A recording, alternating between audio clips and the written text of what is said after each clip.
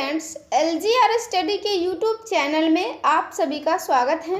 दोस्तों, इस video series में हम आप लोगों को 12th बोर्ड एग्जाम के बेहतर तैयारी के लिए समाज शास्त्र के 500 अति महत्वपूर्ण ऑब्जेक्टिव प्रश्न का तैयारी करवाने वाले हैं। और अगर आप इस सीरीज के सभी प्रश्न का तैयारी कर लेते हैं तो मैं आपको 100% गारंटी देती हूँ कि एग्जाम में आपका एक भी प्रश्न नहीं छूटेगा। तो मैं आशा करती हूँ कि आप लोग इस सभी प्रश्न का तैयारी जरूर करेंगे। और आप लोग को बता दें कि यह इस वीडियो सीरीज का 3 नंबर वीडियो है। इससे पहले हम 2 वीडियो अपलोड कर चुके हैं। अगर आप नहीं देखे हैं तो आप इस चैनल के प्लेलिस्ट में जाकर देख सकते हैं। तो चलिए शुरू करते हैं आज का वीडियो। आज का पहला प्रश्न है, भारत में परिवार नियोजन कार्यक्रम कब लागू किया गया?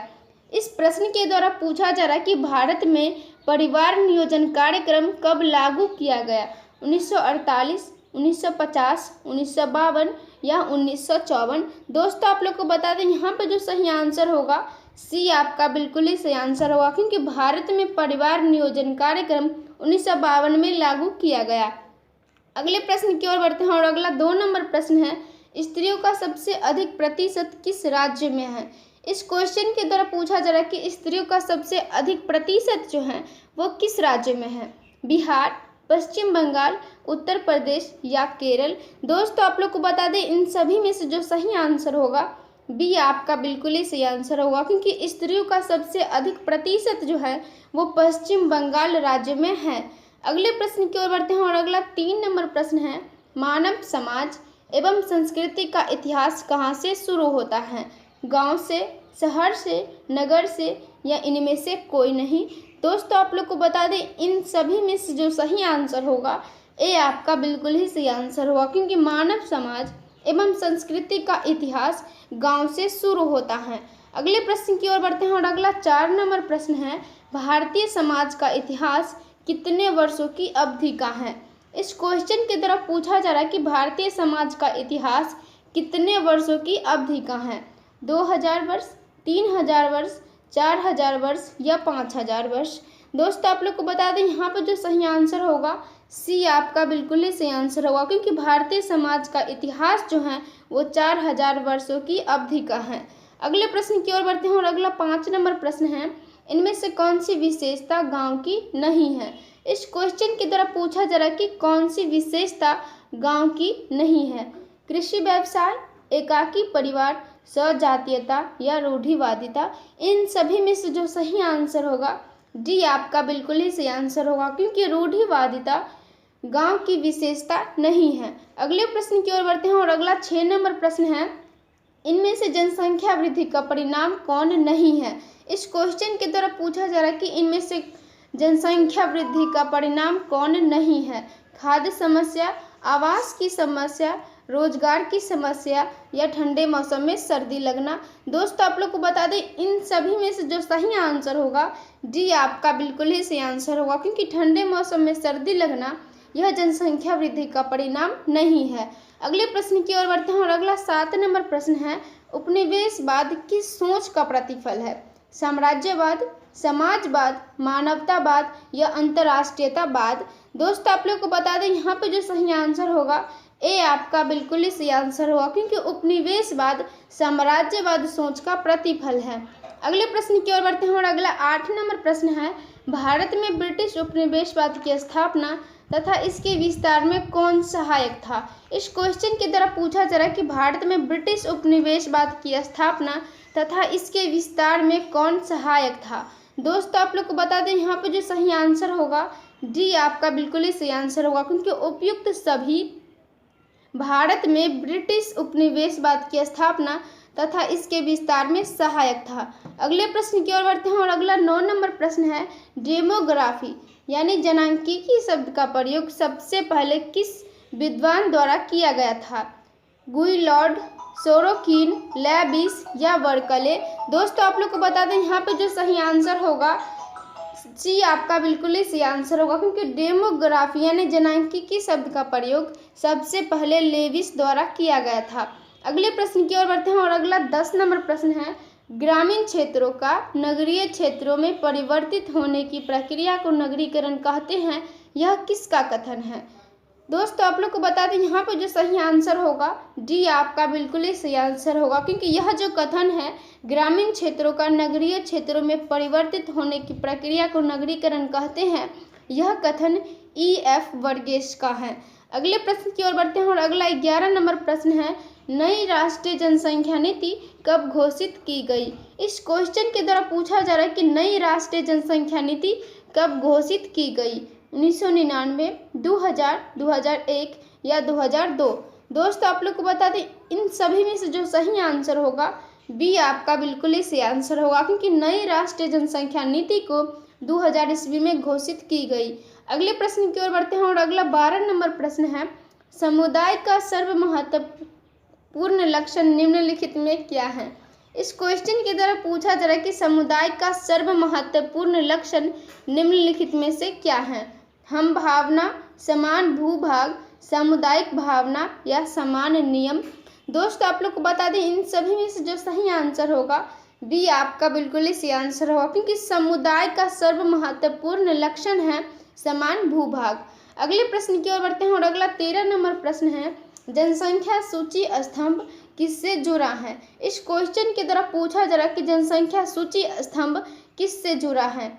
आयु और विवाह संरचना, आयु और लिंग संरचना, आयु और श्रम बल संरचना या आयु और साक्षरता संरचना। दोस्तों आप लोग को बता दें इन सभी में से जो सही आंसर होगा बी आपका बिल्कुल ही सही आंसर होगा, क्योंकि जनसंख्या सूची स्तंभ जो है वह आयु और लिंग संरचना से जुड़ा है।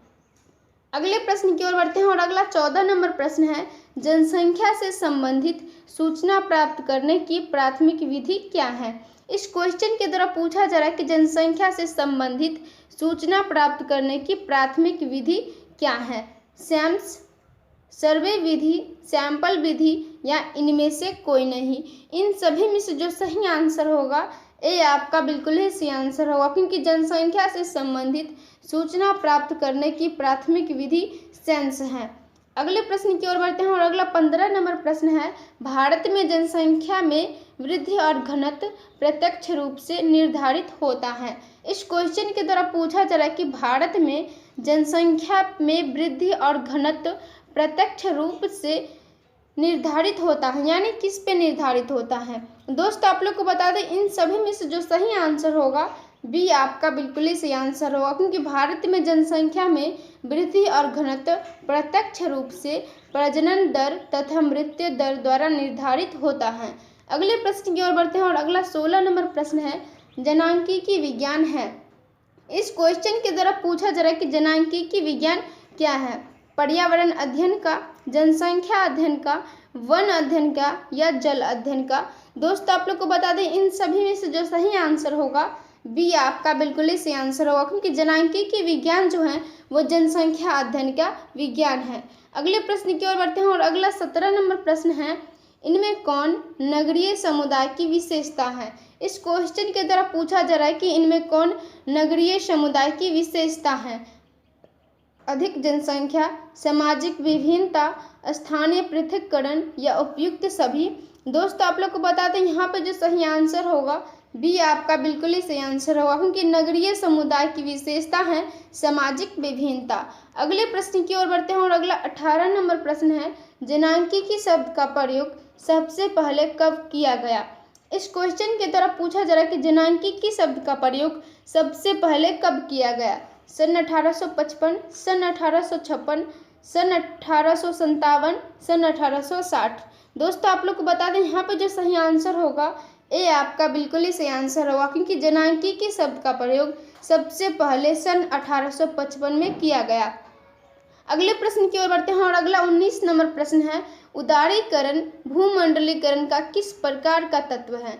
इस क्वेश्चन के द्वारा पूछा जा रहा है कि उदारीकरण भूमंडलीकरण का किस प्रकार का तत्व है। सामाजिक, आर्थिक, राजनीतिक या सांस्कृतिक। दोस्तों आप लोग को बता दें यहाँ पे जो सही आंसर होगा बी आपका बिल्कुल ही सही आंसर होगा, क्योंकि उदारीकरण जो है वो भूमंडलीकरण का आर्थिक तत्व है। अगले प्रश्न की ओर बढ़ते हैं और अगला 20 नंबर प्रश्न है, भारत में अनियंत्रित जनसंख्या वृद्धि के लिए उत्तरदायी कारक हैं। इस क्वेश्चन के द्वारा पूछा जा रहा है कि भारत में अनियंत्रित जनसंख्या वृद्धि के लिए उत्तरदायी कारक क्या है। बाल विवाह, राजनीतिक चेतना, आर्थिक विकास या इनमें से कोई नहीं। दोस्तों आप लोग को बता दें इन सभी में से जो सही आंसर होगा ए आपका बिल्कुल ही सही आंसर होगा, क्योंकि भारत में अनियंत्रित जनसंख्या वृद्धि के लिए उत्तरदायी कारक बाल विवाह है।